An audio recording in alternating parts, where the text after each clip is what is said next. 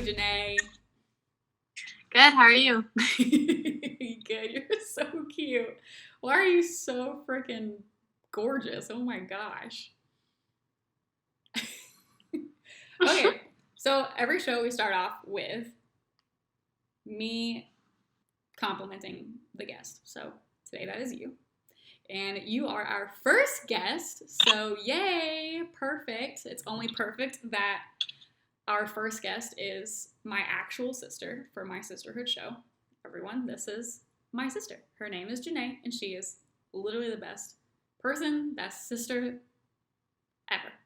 So, and I'm about to tell you why, or some of the reasons why, anyways. So, one of the things that I think is really amazing about you, Jenay, is how driven you are. You are one of the most driven people I know. Like everything you do 110%. You show up for your goals and for your dreams every day. Every day you are working towards something. I would also say, so another thing that I love about you is how thoughtful you are. You are very thoughtful. You are always trying to find ways to like love people around you the best that you can in the way that, and in a very intentional way. You're always very aware of like what this person would love or what would make them feel loved, which is amazing. I remember growing up, you used to clean my room for me because you knew I hated cleaning my room. Which not much has changed, but I hated cleaning my room and you knew that. So I'd come home to find my room cleaned and you would have like a little note on it that said, clean your room because I love you. And I would be like, I love my sister so much. I feel so loved. And you would sometimes bring me breakfast in bed. My last one is how confident you are. You are very confident in yourself, and it's not in an arrogant way. It's just that you know who you are and you know what you want. And I think that also plays into your drive. It's like you know exactly what you want and you're not afraid to go out and get it because you're not trying to, you're not insecure about who you are. You're not caring. You don't care too much about what other people think of you. And I think that that's amazing. Thanks. You're welcome. You're so cute. I love your jeans, by the way. Those are like really high-waisted. They're so cool. Pretty sure they're yours. No way. Give me those back. First question. So, as I sort of touched on, you bake. You went to school for pastry cooking. I don't know. Is there like a term for that? Like you're a baker? Is that the right term?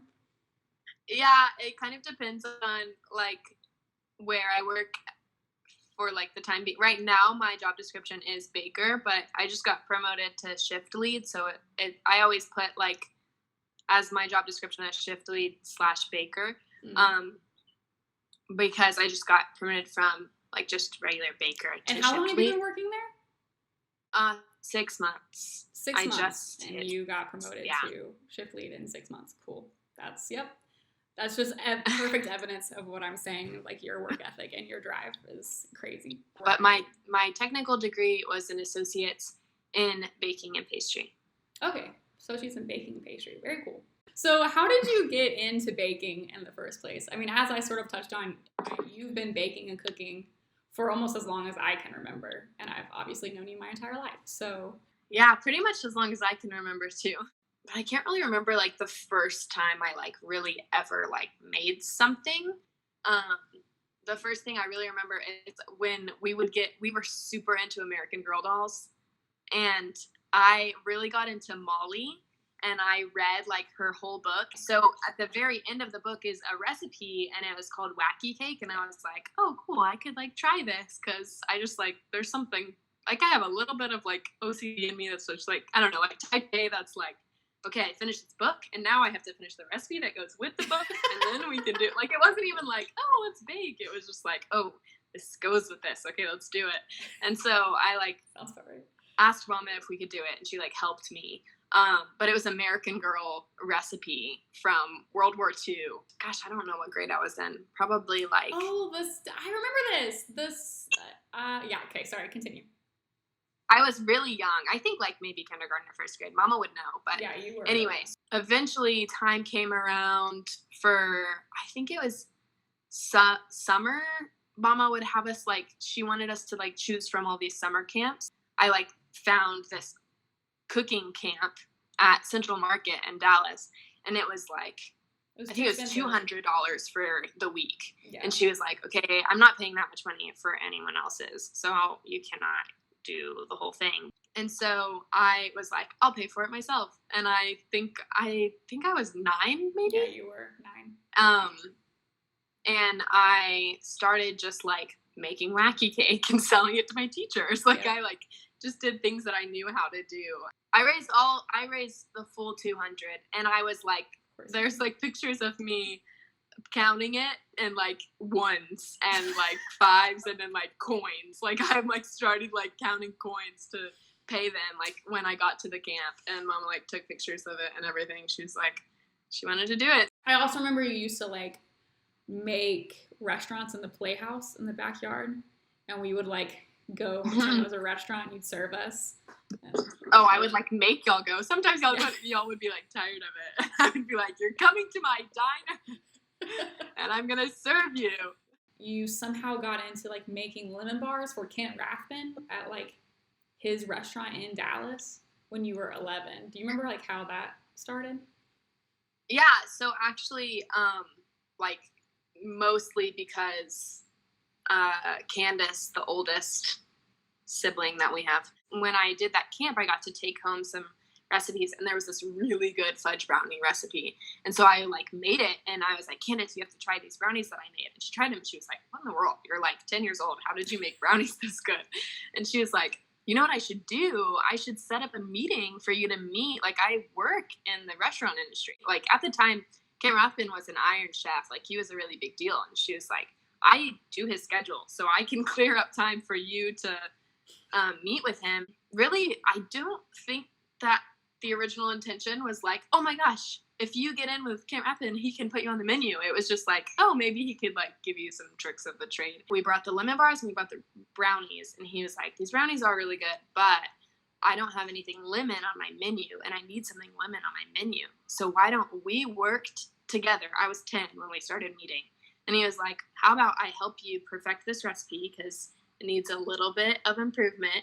We probably met like maybe 6 months, 6 to 10 months before he put the lemon bars on the menu at, it was Blue Plate Kitchen in Dallas, which is, I think, Jasper's now.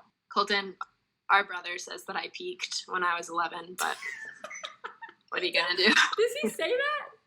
That's so not true. What is it about baking that has kept you so in love with it? A lot of people kind of overlook the food industry as an art form itself. I mean, if people think about it, they won't disagree. But, like, truthfully, it's, like, my favorite form of art because, like, not only does it have to be, like, so visually appealing, but it also has to taste good and smell good. And so it's, like, it has to, like, all of the senses. Like, also, like, the way something feels in your mouth, if you don't like the texture of it, you're not going to like it. So it takes all of the senses, and you have to perfect like every single thing. So it's not like something you could get tired of, because it's like there's always room for improvement, and there's like so much room for creativity. The thing for like that goes for culinary and baking, but like the reason that baking like sparks my interest more is because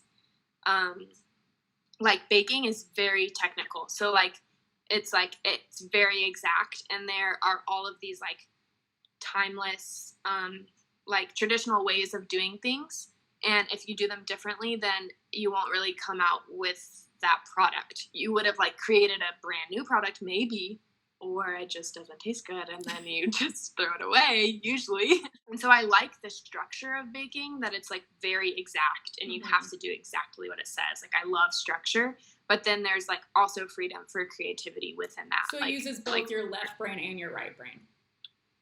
Yeah, for sure.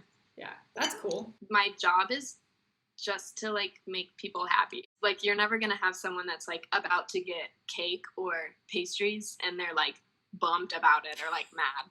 It's really cool because I get to like kind of walk through life's best moments with these people. And like, for example, I did a wedding cake, I guess it was like close to a year and a half ago. And then just recently I did their baby's first birthday cake. And so it's just really cool to get to kind of walk in during like their most celebratory moments and show up with a cake. What's like the biggest challenge you faced when it comes to baking? Definitely when I was at Dominique Ansel Bakery. Love him. Loved it. Don't get me wrong. But he like one time was inspired by a staircase, a spiral staircase. And so we had, it's called Religious. That's like the very American way to pronounce it. But it's basically pâte à choux, which is what eclairs are made out of. It's basically an eclair, but it's round. And then there's usually a little one on top as well. And they're like filled with pastry cream or something like that. Usually they're decorated like with something, like for Christmas it was like, it looked like a polar bear. And then for when he was inspired by a spiral staircase, it was these little really thin pieces of chocolate that we had to make. Like we had to like temper it and like do all the chocolate work. But then we also, when they were like set and ready to use, they were very delicate. And we had to use like melted chocolate and like make a staircase out of these like tiny chocolate pieces that would break or melt if you touched them. So it would take us hours. My favorite part of working at Dominique Ansel though was the people that I worked with. They were, it was an incredible team, there to learn and there to like just like be better versions of themselves. Like it was so cool. Tell us more about your business that you have. I'm doing business as Jenay Benge Pastry. I'm like still in the works of getting that like legalized and everything. So like all my like tax papers done and such. Obviously your faith is a very big part of who you are. I know a lot of people who at your age had too many like bad experiences or weird experiences with the church. So they just left, they like walked away. So I guess I'm wondering like what has kept you from walking away, since I know you've had some weird experiences as well, but you've not left the church. I think that like for me personally, like I have been walking with the Lord since I was, I think 6, but like it's like slowly become more apparent to me like who he is, and not just like what it means to be Christian or like what the church does, and like it's like become a lot less of a religion and a lot more of a relationship. For me personally, it really has come down to like there's been so many moments where I've just like come to realize how extremely special my relationship with the Lord is. Like it's like so much more special than any other human relationship I could ever have. So yeah, I think that's the main reason that I haven't like walked away.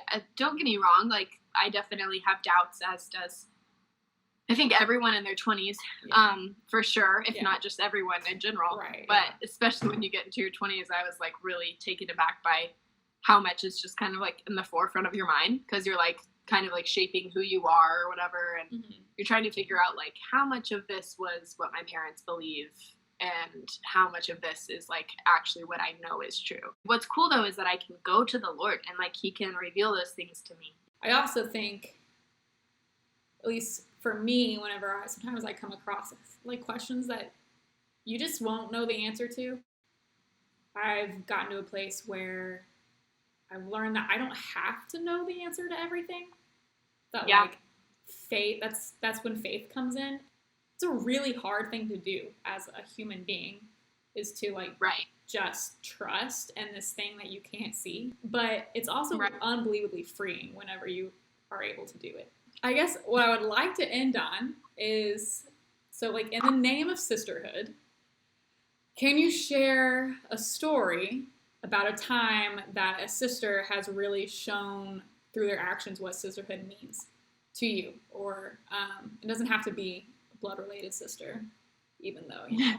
You're like talking about me now. I want to highlight Candace because I like know for a fact that I wouldn't be like where I am today without like her, without like the decisions she's made and like the encouragement she is like given each of us. So I'm really extremely grateful for the impact that she has had on my life, because I know for a fact that I would not be where I am today or as successful as I am today, or even like really I don't think I would have as much like drive or passion if it wasn't for her kind of like instilling that, like she believed in me when I was like 11 years old.